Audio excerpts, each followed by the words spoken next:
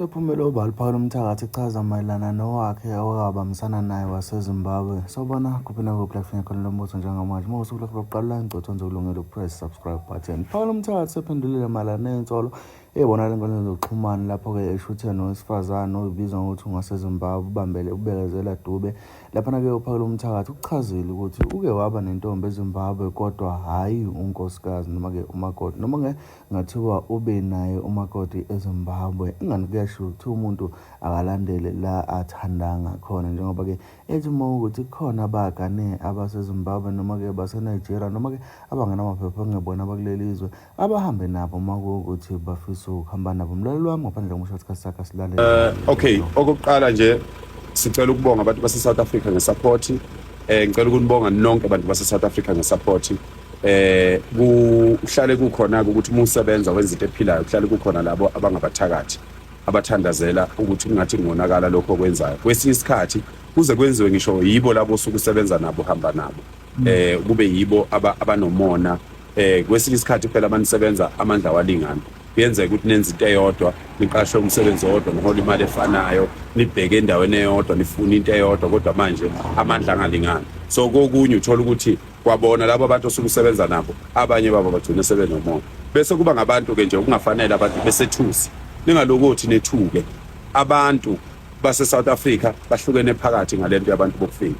Khona bayesekayo ngisho abaholi siyababona abanye benza njalo, abanye bacashile. Ngisho amakhosi ayithulele njalo nje. Angaze ngibe nomfazi eZimbabwe. Angeke ngize ngibe nomfazi eZimbabwe. Ngake ngaba nayo intombi engangiyithanda.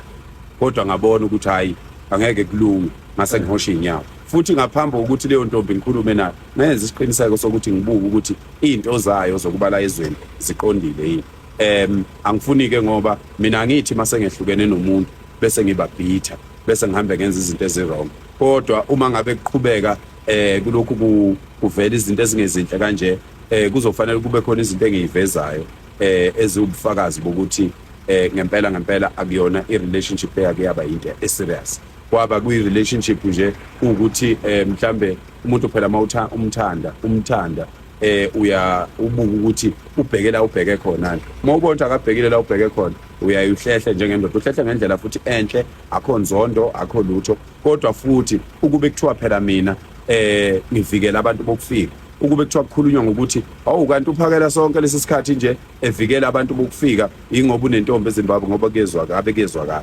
Nangale kwalokho ake sithi wagana ke lo muntu engane ngabe uganile phela. Ake sithi ngabe wagana, ngabe uganile. Yikho sithi umuntu othanda umuntu akayi lapha athanda khona. Nathi abantu esibathathile balapha bakhona khona. Nginabo abafazi mina, anginayo umfazi waseZimbabwe. Angeke ngibe naye futhi. Sibuka usondele usuku bangomhla ka 30 June 2026 umile awujiki abahambe. Ziningi izinto ezizokwenzeka ngomhla ka 30 June, kodwa bengicela ukuthi abantu bokufika bengawulindi umhla ka 30 June bona abahambe ngoba akuqondene nabo kakhulu. Siyathokoza. Hayi bazohamba.